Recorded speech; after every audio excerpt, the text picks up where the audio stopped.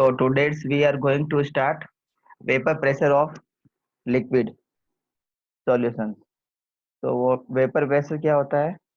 Vapour किसी container के अंदर जितना प्रेशर क्रिएट करती है क्लोज कंटेनर के अंदर, उस प्रेशर को हम क्या कहते हैं? Vapour pressure.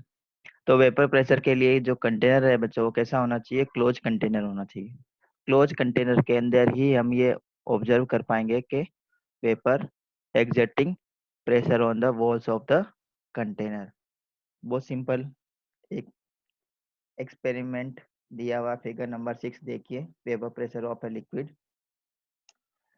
इस एक्सपेरिमेंट में एक कंटेनर लिया है, that is close container, and paper and liquid लिया है। तो लिक्विड कैसा है बेटा? वोलेटाइल लिक्विड है।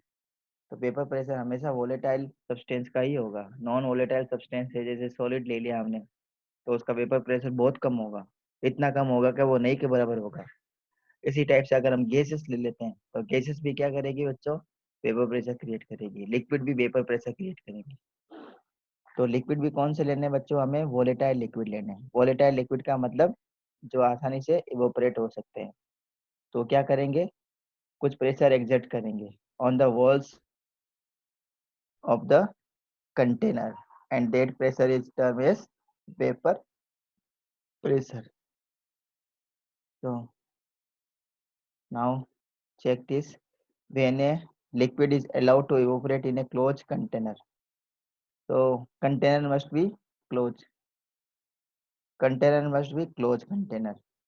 When liquid is allowed to evaporate in a closed container, a part of the liquid evaporate and fill the available space with the vapors. तो क्या करेगा बच्चों? जो लिक्विड है वो क्या करेगा? वो इवोपरेट होगा, और इवोपरेट होने के बाद में सारे उसके जो वेपर्स है वो इस क्लोज कंटेनर की स्पेस के अंदर क्या हो जाएंगे? वो ऑक्यूपाई हो जाएंगे, और क्या करेंगे? इस कंटेनर की वॉल्स के ऊपर एक प्रेशर क्रिएट करेंगे, and that pressure is term as vapour pressure. since the vapor since the vapors do not leave the container, they get collected in the vapor state above the surface of the liquid. Due to vaporization, liquid change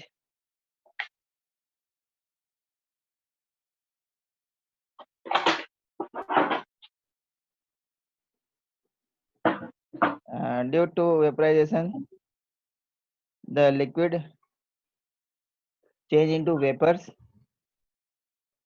and level of the liquid decreases. So as the vaporization process start, liquid convert into vapors, and the liquid level decreases as the vaporization start. जैसे जैसे vaporisation का जो process है वो start होता है, वैसे वैसे क्या होता है बच्चों? लिक्विड की सरफेस है वो क्या हो जाती है? कम होती रहती है, और वेपर्स की जो क्वांटिटी है वो बढ़ती रहती है। तो क्या होगा? बिगनिंग में वेपर्स बहुत कम होंगे, धीरे धीरे वेपराइजेशन की प्रोसेस स्टार्ट होगी, और वेपर्स बनते रहेंगे, और वो इस क्लोज एम्प्टी कंटेनर के अंदर इकट्ठा होते रहेंगे वेपर्स। जब बहुत ज्यादा क्वांटिटी में वेपर्स बन जाएंगे इस क्लोज कंटेनर के अंदर, तो वो क्या करेंगे? इस क्लोज कंटेनर की वॉल्स के ऊपर एक प्रेशर क्रिएट करेंगे, and that pressure is called vapour pressure. तो जब वेपर प्रेशर की क्वांटिटी काफी ज्यादा हो जाएगी, तो वेपर्स आपस में भी क्या करेंगे? कोलाइड करेंगे, और कोलाइड करने से उनकी जो काइनेटिक एनर्जी है, काइनेटिक एनर्जी क्या हो जाएगी? डिक्रीज हो जाएगी। और जब उनकी काइनेटिक एनर्जी डिक्रीज हो जाएगी, तो again they convert into liquid state. तो जैसे ये जो पार्टिकल है ये आपस में कोलाइड करेंगे, तो अपनी एनर्जी को क्या कर देंगे? डिस्ट्रॉय कर देंगे। तो एनर्जी को डिस्ट्रॉय करके वापस किस में कन्वर्ट हो जाएंगे बच्चों? लिक्विड के अंदर कन्वर्ट हो जाएंगे। तो वापस लिक्विड भी बनाते रहेंगे, वेपर भी बनेगी, लिक्विड भी बनेगी। तो एक कंडीशन ऐसी आएगी जब formation of vapour and formation of liquid will become stable. मतलब जितना वेपर बनेगा उतना उतना लिक्विड बनेगा। तो उस कंडीशन को हम क्या बोलेंगे? इक्विलिब्रियम। इक्विलिब्रियम की स्टेट अटेंड हो जाएगी आफ्टर सम टाइम। तो उस कंडीशन में, इक्विलिब्रियम की कंडीशन में, वेपर इस कंटेनर की वॉल्स के ऊपर जितना प्रेशर क्रिएट करेगा उस प्रेशर को हम क्या बोलेंगे बच्चों? Vapour pressure. तो इसकी हम डेफिनेशन यहाँ से हम समझ सकते हैं, the pressure exerted by the vapour above the liquid surface in the equilibrium with the liquid at the given temperature is called vapor pressure. So it is a simply pressure that is created by the vapors present in the container. So what are the factors that affect the vapor pressure? I think the vapor pressure have clear to all. आप सब लोगों को समझ में आ गया होगा vapour pressure क्या होता है। अब हम वेपर प्रेशर ये किस चीज के ऊपर डिपेंड करता है उसको हम स्टडी करेंगे। तो सबसे पहला है नेचर ऑफ द लिक्विड। तो नेचर ऑफ द लिक्विड का मतलब सारे जो लिक्विड सब्सटेंस होते हैं वो सारे वोलेटाइल नहीं होते हैं। Some liquid substance are highly volatile in nature while some liquid substance are less volatile in nature. So substance which are highly volatile in nature form create more vapor and create more vapor pressure. तो बच्चों जो volatile liquid सबसे ज्यादा quantity में vapour बनाते हैं वो क्या करेंगे? वेपर प्रेशर भी ज्यादा एक्सर्ट करेंगे। For example if we take example of ethanol and water. Ethanol and water both are volatile liquid. Ethanol and water both are volatile liquid, but ethanol evaporate faster as compared to water. So ethanol create more vapor pressure as compared to water at the same temperature. अगर हम same temperature पर water और ethanol को ले लें तो ethanol क्या करेगा बच्चों? ज्यादा प्रेशर क्रिएट करेगा, ज्यादा वेपर प्रेशर क्रिएट करेगा। रीजन क्या है? because ethanol is highly vaporized substance as compared to water। और दूसरा रीजन क्या है बच्चों? वाटर के अंदर क्या होता है? हाइड्रोजन बॉन्डिंग होती है।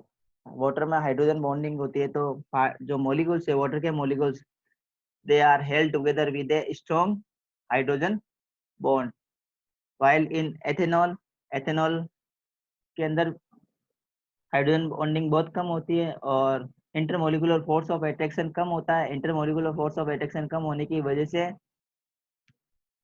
वो आराम से एनर्जी गेन करके वेपर के अंदर कन्वर्ट हो जाते हैं। इसी टाइप से अगर हम तीन सब्सटेंस का एग्जांपल लेते हैं, ether ether ethanol and water. Ether ethanol and water, so ether will evaporate very fast, very fast. तो ईथर जो है वो सबसे ज्यादा इवोपरेट होगा as compare to ethanol and water because ether is a highly volatile and intermolecular force of attraction in ether is very less as compared to ethanol and water. So these are the nature of the liquid which affect the vapor and vapor pressure of the liquid. Next is temperature. Again temperature plays very important role in the vapor pressure. As the pressure, as the temperature is increasing, the more and more liquid convert into vapor and more will be the vapor pressure. If we increase the temperature, then the vapor pressure, vapor of the liquid will also increase and the vapor will create more vapor pressure in the container. So temperature is directly proportional to the vapor pressure. The vapor pressure of the liquid increases with increase in temperature. तो जैसे जैसे temperature बढ़ेगा बच्चों, जैसे जैसे temperature बढ़ता है वैसे वैसे वेपर प्रेशर किसी भी लिक्विड का इंक्रीज होता है। This is due to the fact that which increase in temperature more molecule with will have larger kinetic energies, therefore large number of molecules will escape from the surface of the liquid to the vapor phase resulting in the high vapor pressure। तो ज्यादा molecule के पास में kinetic energy आ जाएगी, molecule के पास में ज्यादा kinetic energy आ जाएगी तो क्या करेंगे? वो आसानी से लिक्विड की सरफेस को एस्केप करके वेपर के अंदर कन्वर्ट हो जाएंगे और वेपर प्रेशर क्रिएट करेंगे। So it is the again most important point which affect the vapor pressure. Now vapour pressure of liquid solution. तो अभी हमने बताया बच्चों solid liquid and gases. Solid liquid and gases, तो which substance create highest vapour pressure. Vapour pressure सबसे ज्यादा किसका होगा, लिक्विड सॉलिड और गैसेस का अगर हम कंपेयर करें तो gases have highest vapour pressure than liquid. तो क्या बच्चों सॉलिड भी वेपर प्रेशर क्रिएट करते हैं क्या? I am asking a question to all of you, whether solid also create vapour pressure. क्या सॉलिड भी वेपर प्रेशर क्रिएट करते हैं? इसका आंसर आप बच्चों ढूंढ के लाना और मुझे कमेंट में बताना। क्या सॉलिड भी वेपर प्रेशर क्रिएट करते हैं? Okay next, vapour pressure of liquid solution. Liquid solutions are form when solvent is liquid and the solute may be gas, liquid and solid। तो वेपर प्रेशर कब होगा बच्चों लिक्विड सॉल्यूशन का? जब solvent कैसा होना चाहिए बच्चों, लिक्विड होना चाहिए, और जो सॉल्यूट है जिसको हम डिजोल्व करते हैं वो क्या हो सकता है? Solute may be solid in nature, may be in liquid, and may be in gaseous form. We have already learned about the solution of the gases in the liquid। तो इससे पहले हमने solutions पढ़ा है। solution किसका? Solutions of gases in liquid। Let us learn about the solution of liquid and solid in a liquid। तो आज हम इसमें क्या पढ़ेंगे बच्चों, solution of liquid and solid in liquid। तो सबसे पहले हम पढ़ेंगे solution of liquid and liquid। Solution of liquid and liquid in which both solute and solvents are liquid in nature। Both solute and solvent are liquid in nature। And after that we will study solid in liquid। Solid in liquid, so solids are non-volatile, they will not create any vapor pressure, and liquid are volatile। We will take liquid as solvent and the solvent will be volatile in nature। So both condition we will study here।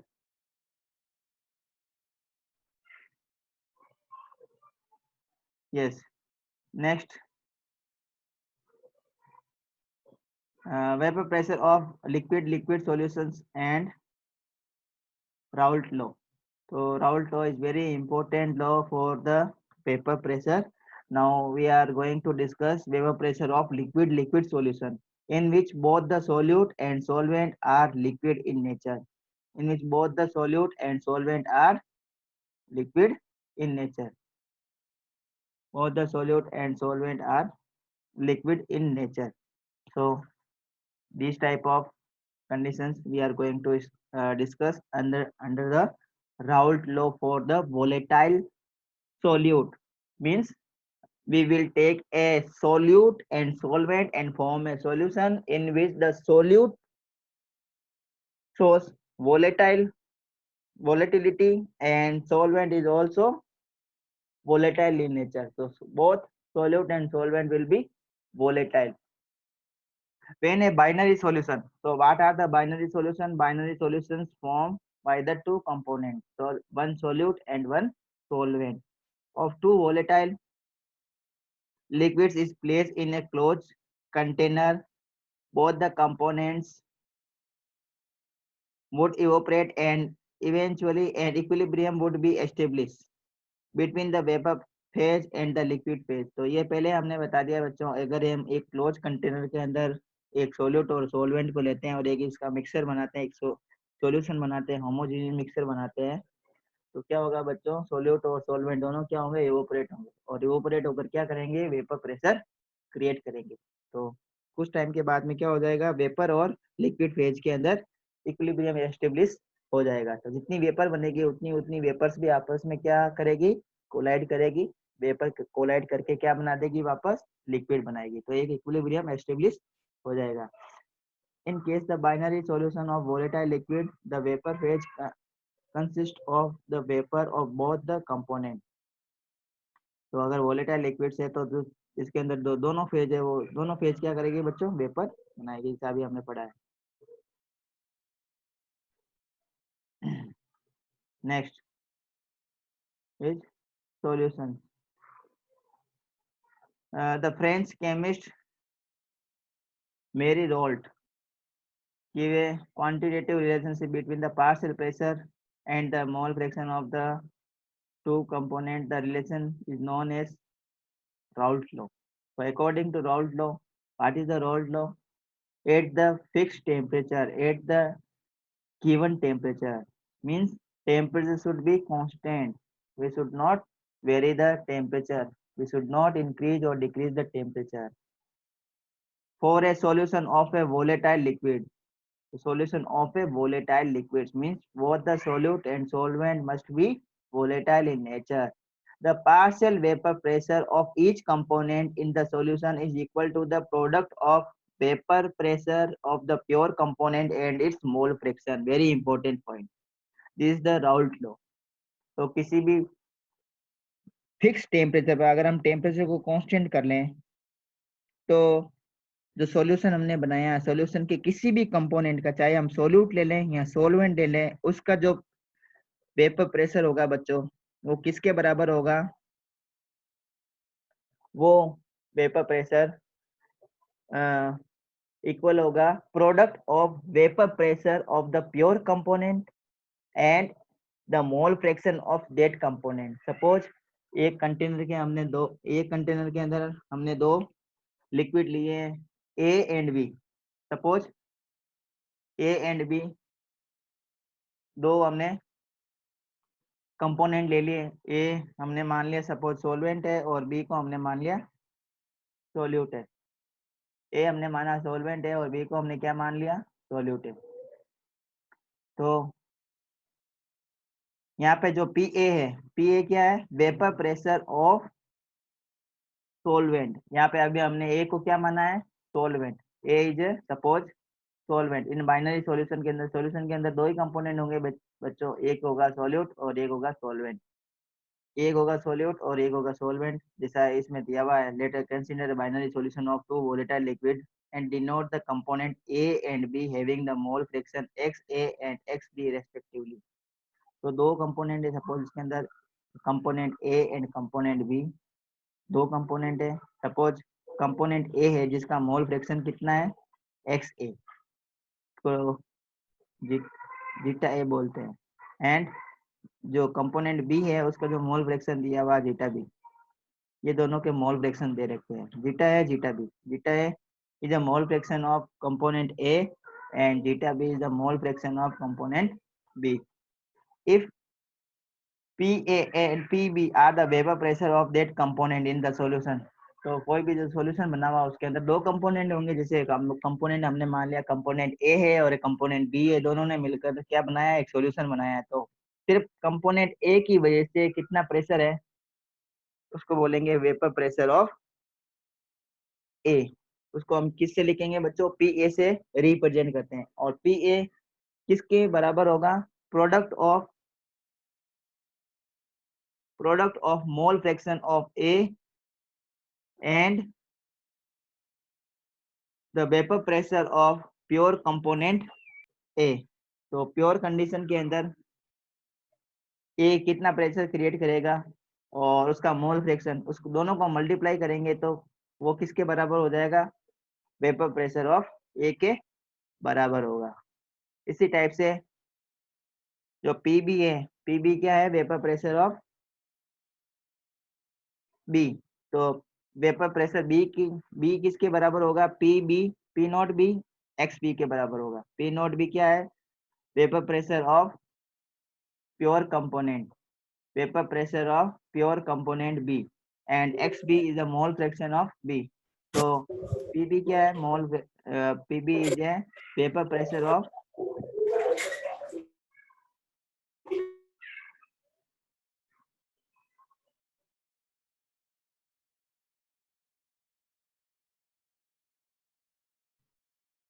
okay.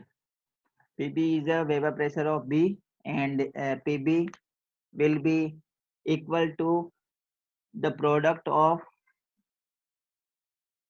vapor pressure of pure component B and mole fraction and its mole fraction, where PA naught is the vapor pressure of the pure component A and PB naught is the vapor pressure of the pure component B at the same temperature. तो same temperature पर P not A क्या है बच्चों? Vapour pressure of pure component A, और P B not क्या है? Vapour pressure of pure component B, same temperature पर। According to Dalton's law partial pressure we know P total, P यहाँ पे क्या है बच्चों? P total, total pressure will be equal to the pressure of the all the component. P जो total है बच्चों, जितना टोटल प्रेशर क्रिएट होगा उस कंटेनर के अंदर, वो किसके बराबर होगा? पी ए प्लस पीबी के बराबर होगा। तो पी ए क्या है? Vapour pressure of A, and P B is vapour pressure of B. तो पी ए और पीबी की जो वैल्यू है, हम P A equal to P not A X A और पीबी की value P not B X B, अगर हम इस इक्वेशन में लगाते हैं तो हमें क्या मिलेगा? Total pressure P equal to P not A X A plus P not B X P, P not A X A plus P not B X P, and we know X A and X B ये किसके बराबर होगा बच्चों? Mole fraction का जो सम होता है वो 1 के बराबर होता है। The sum of the mole fraction is always equal to 1, ये हमेशा 1 के बराबर होता है, जो हमने 11th क्लास में भी पढ़ा है। अगर हम इसमें एक्स ए की जीटा ए की या एक्स ए की हम वैल्यू निकालते हैं तो हम इसको कैसे लिख सकते हैं? Zeta A equal to 1 minus X P. तो P equal to P A plus P B को हम इस प्रकार से भी लिख सकते हैं, P equal to P not A 1 minus X B plus P not B X B. तो हमने क्या किया बच्चों? यहाँ पे एक्स ए की वैल्यू रखी है, तो एक्स ए की वैल्यू जो है ये 1 माइनस एक्स बी को हमने यहाँ रखा है। 1 माइनस एक्स बी की वैल्यू को हमने एक्स ए की जगह रखा है, तो इसकी हम जगह रखेंगे तो ये हमारे पास में इक्वेशन आएगी। तो इसको, इस इक्वेशन को हम और इस टाइप से भी रिप्रेजेंट कर सकते हैं, और इस टाइप से हम इसको रिप्रेजेंट कर सकते हैं। ये फाइनल इक्वेशन है। तो P equal to total pressure is equal to P not A plus bracket P not B minus P not A and X P. तो ये इक्वेशन है बच्चों, ये कौन सी है? डाल्टन लॉ इक्वेशन है, इज वेरी इंपॉर्टेंट। तो इस इक्वेशन को अगर हम इस ग्राफ में रिप्रेजेंट करते हैं तो हम इसको इस प्रकार से भी हम लिख सकते हैं। तो यहाँ पे ये क्या है? पी नॉट है is a vapour pressure of the pure component, here P not B vapour pressure of pure component. जब प्योर कंडीशन में होगा तो उसका वेपर प्रेशर बहुत ज्यादा होगा, और जब ए प्योर कंडीशन में होगा तो उसका वेपर प्रेशर ज्यादा होगा। तो उसको हमने पी नॉट ए यहाँ पे लिखा है लेफ्ट हैंड साइड में, पी नॉट बी हमने राइट हैंड साइड में लिखा है। तो यहाँ पे हमने क्या लिया? X A one, mole fraction of one component, तो component A, X A equal to mole fraction of A component. And अगर एक्स ए को अगर हम 1 लिखते हैं तो एक्स बी क्या हो जाएगा बच्चों? 0 हो जाएगा, क्योंकि X A and X B दोनों क्या है बच्चों? मोल फ्रैक्शन है, और मोल फ्रैक्शन का जो सम होता है वो हमेशा 1 होता है। तो अगर एक्स ए 1 होगा तो एक्स बी की वैल्यू क्या होगी? 0 होगी। इसी टाइप से यहाँ पे एक्स ए को हमने 1 लिखा है, तो यहाँ पे हम मोल फ्रैक्शन को हम क्या लिखेंगे? 0 लिखेंगे। तो यहाँ पे क्या हो जाएगा? सेकेंड जो वैल्यू है एक्स बी की वैल्यू, वो कितनी हो जाएगी? 1 हो जाएगी। तो अगर हम इसमें एक ग्राफ बनाते हैं तो यहाँ पे देखो बच्चों, एक्स ए की वैल्यू 1 दे रखी है और यहाँ पे एक्स ए की वैल्यू 0 दे रखी है। तो यहाँ पे एक्स ए की वैल्यू 0 है, इसका मतलब सॉल्यूशन के अंदर ए कंपोनेंट एब्सेंट है, ए कंपोनेंट है ही नहीं, सिर्फ बी कंपोनेंट है। तो यहाँ पे ए कंपोनेंट नहीं है, तो ए की वजह से इसमें जो प्रेशर होगा वो भी नहीं होगा। जैसे जैसे हम आगे बढ़ेंगे वैसे वैसे इस डायरेक्शन में एक्स ए की वैल्यू बढ़ रही है, एक्स ए की वैल्यू यहाँ पर बढ़कर मैक्सिमम कितनी हो गई? 1 हो गई। तो एक्स ए की वैल्यू मैक्सिमम हो गई, तो एक्स ए के लिए जो वेपर प्रेशर होगा प्योर कंपोनेंट का वो कितना होगा बच्चों? वो मैक्सिमम होगा, वो पी ए नोट के बराबर होगा। तो यहाँ पे हमने एक पॉइंट लगा दिया। इसी टाइप से यहाँ पे एक्स बी 0 है, एक्स बी 0 है, और यहाँ पे हमने एक्स बी इक्वल टू 1 रखा है। तो यहाँ पे पी नोट बी लिखा है। पी नोट बी क्या है? Vapour pressure of pure component, vapour pressure of pure component B. तो बी के लिए जितना वेपर प्रेशर होगा उसको हम पी नोट बी से हम इसको रिप्रेजेंट करते हैं। तो यहाँ पे ये 0 से स्टार्ट हो रहा है, जैसे जैसे हम इस डायरेक्शन में बढ़ रहे हैं, वैसे वैसे एक्स बी की वैल्यू बढ़ रही है, एक्स बी की वैल्यू बढ़ रही है, और एक्स बी की वैल्यू मैक्सिमम कितनी हो सकती है, 1 से ज्यादा नहीं हो सकती। तो ये 1 हो गई, 0 से 1। तो यहाँ पे देखो ये वेपर प्रेशर, जैसे जैसे मोल फ्रैक्शन बढ़ रहा है, जैसे जैसे बच्चों देखो मोल फ्रैक्शन बढ़ रहा है, इस साइड से हम इस साइड में जाते हैं, एक्स बी की यहाँ पे वैल्यू 0 है, यहाँ पे एक्स बी की वैल्यू 1 है। तो जैसे जैसे हम लेफ्ट टू राइट जाते हैं, वैसे वैसे मोल फ्रैक्शन की वैल्यू बढ़ती है, और जैसे जैसे मोल फ्रैक्शन की वैल्यू बढ़ेगी, वैसे वैसे बी का जो वेपर प्रेशर है वो मैक्सिमम होगा। तो यहाँ पे एक्स बी, अब इन दोनों को हम क्या करते हैं, इससे हम इस डॉटेड लाइन से इसको रिप्रेजेंट करते हैं। तो अभी हमने पढ़ा था बच्चों, जो टोटल प्रेशर है वो किसके बराबर होगा, जो टोटल प्रेशर है वो P इक्वल टू P, जो टोटल प्रेशर है वो P A plus P B के बराबर होगा। और पी ए क्या है बच्चों, total pressure P equal to P A plus P B. तो ये जो ग्राफ है बच्चों, ये ग्राफ कौन सा है, पी ए का ग्राफ है, ये जो ग्राफ है वो पी बी का ग्राफ है। और अब जो पी टोटल है, तो पी टोटल को हमने कैसे निकाला, ये यहाँ से इस लाइन से, इस पॉइंट से पी नोट ए को पी नोट बी से हम, ये रेड जो लाइन दिख रही है इसको हम ऐड कर देंगे, इसको यहाँ से जोड़ देंगे, तो ये क्या हो जाएगा, total vapour pressure of solution third. तो यहाँ पे वो सॉल्यूशन थर्ड कौन सा है बच्चों, हमने जब सोल्यूट ए और सोल्यूट बी को आप, सोल्यूट ए और सॉल्वेंट बी को जब आपस में मिला देते हैं तो सॉल्यूशन बनता है, उस सॉल्यूशन का वेपर प्रेशर यहाँ पे रिप्रेजेंट किया हुआ है। यहाँ पे ये जो फर्स्ट दिया हुआ है ये क्या है, vapour pressure of pure component. Pure component में जब जब हम प्योर ए लेते हैं तो उसका वेपर प्रेशर सबसे ज्यादा होगा, वेपर प्रेशर मतलब जो हमने सॉल्वेंट लिया है उसका वेपर प्रेशर सबसे ज्यादा होगा जब हम उसको प्योर कंडीशन में लेते हैं। इसी टाइप से ये पी बी का है, जब हम प्योर बी लेंगे तो उसका वेपर प्रेशर क्या होगा, ये पी बी होगा। और ये क्या है बच्चों, ये पी टोटल है, तो P total equal to P A plus P B.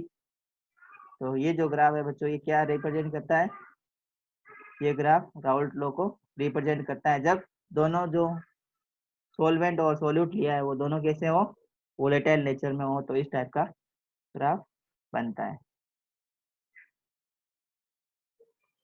तो जो अभी हमने बताया वो सारा यही लिखा हुआ है। तो अभी हम नेक्स्ट पढ़ लेते हैं, vapour pressure of solution in which one component that is solute is solid in nature. So Raoult law for non-volatile liquid. Raoult law for non-volatile liquids.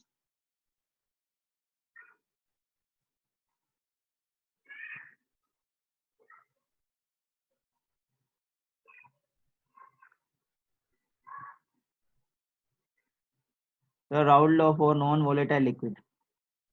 तो इस डायग्राम में हम देख सकते हैं बच्चों, ये देखो ये प्योर कंपोनेंट लिया हमने, सिर्फ प्योर सॉल्वेंट लिया है। तो प्योर सॉल्वेंट लेंगे तो सारे पार्टिकल क्या होंगे, सॉल्वेंट के पार्टिकल होंगे। ये सारे पार्टिकल किसके हैं, सॉल्वेंट के पार्टिकल है, अंदर भी सॉल्वेंट के पार्टिकल है और इस सरफेस के ऊपर भी सॉल्वेंट के पार्टिकल है। तो जब प्योर कंडीशन में लेंगे, ये है प्योर कंडीशन इसकी सॉल्वेंट की, प्योर सॉल्वेंट। प्योर सॉल्वेंट का मतलब सिर्फ इसमें सॉल्वेंट ही है, अभी कोई भी सॉल्यूट हमने इसमें ऐड नहीं किया है। और जो सॉल्वेंट है वो कैसा है, जो सॉल्वेंट है वो किस नेचर का है बच्चों, वोलेटाइल नेचर का है। तो जो वोलेटाइल नेचर का सॉल्वेंट होगा तो उसमें वेपर प्रेशर भी ज्यादा बनेगा। ये जो बताया है बच्चों, ये क्या बनाया है, वेपर प्रेशर बताया है। तो vapour pressure of pure solvent, जब हम इसमें कोई इम्प्योरिटी ऐड कर देते हैं, सपोज हमने इसमें कोई सोल्यूट ऐड कर दिया, and solute is a non volatile in nature. तो सोल्यूट हमने लिया है वो क्या है, नॉन वोलेटाइल है। हमने अब इसमें क्या डाल दिया, नॉन वोलेटाइल सोल्यूट ऐड कर दिया। अब नॉन वोलेटाइल सोल्यूट ऐड कर देंगे तो इस सॉल्यूशन के अंदर बहुत सारे पार्टिकल जो होंगे उसके अंदर नॉन वोलेटाइल सोल्यूट के पार्टिकल भी होंगे। तो सरफेस के ऊपर की जो ये लेयर हमने जो बनाई है, इसमें कुछ ये जो व्हाइट कलर के जो स्पॉट्स दिख रहे हैं ये किसके हैं, तो सॉल्वेंट के हैं, that is a volatile substance. और इसमें हमने जो ये ब्लैक डॉटेड बनाया है, तो ये ब्लैक डॉटेड क्या रिप्रेजेंट करता है, सोल्यूट के पार्टिकल को रिप्रेजेंट करता है। And solute is non volatile in nature. जो सॉल्यूट है यहाँ पे क्या है बच्चों, ये नॉन वोलेटाइल है नेचर में। तो जैसे ही हम एक्सपेरिमेंट से इसको सेटअप करेंगे। तो इस कंडीशन के अंदर दोनों में से कौन सी कंडीशन में वेपर प्रेशर कम बनेंगे? दोनों में से कौन सी कंडीशन में वेपर प्रेशर कम बनेंगे बच्चों?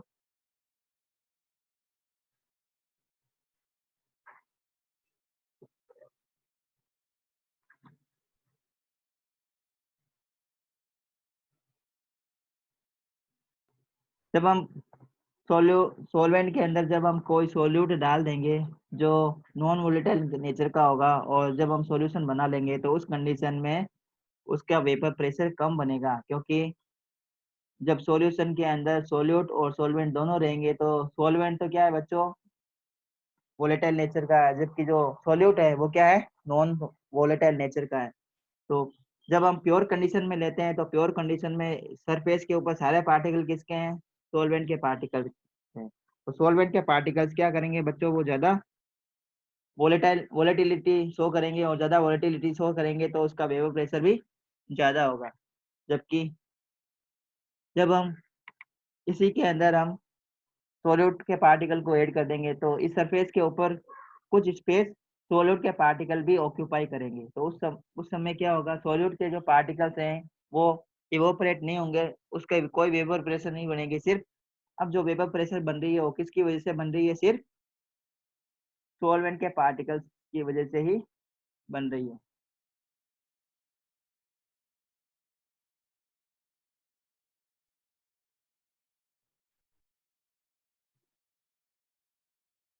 तो अभी हम इसमें देख लेते हैं, let add a small amount of non volatile solute to the solvent, suppose sugar, और शुगर के अंदर हमने शुगर को हमने पानी में डाल के एक सॉल्यूशन बना लिया।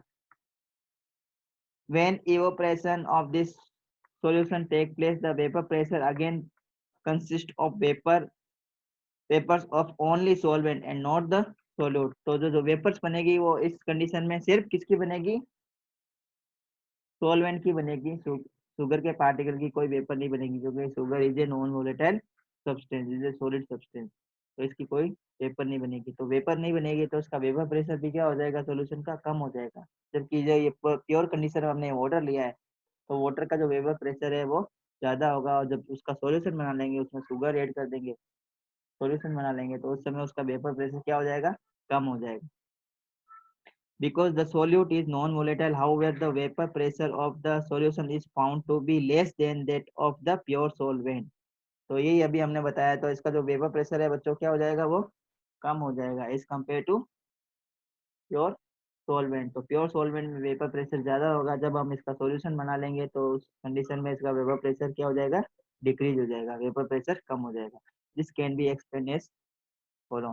We know that the evaporation is a surface phenomenon, ये भी हमें पता है और पहले से हम पढ़ते आ रहे हैं। The vapour pressure depends on the escape of the solvent molecules from the surface of the liquid. In this case, solution of non-volatile sugar molecules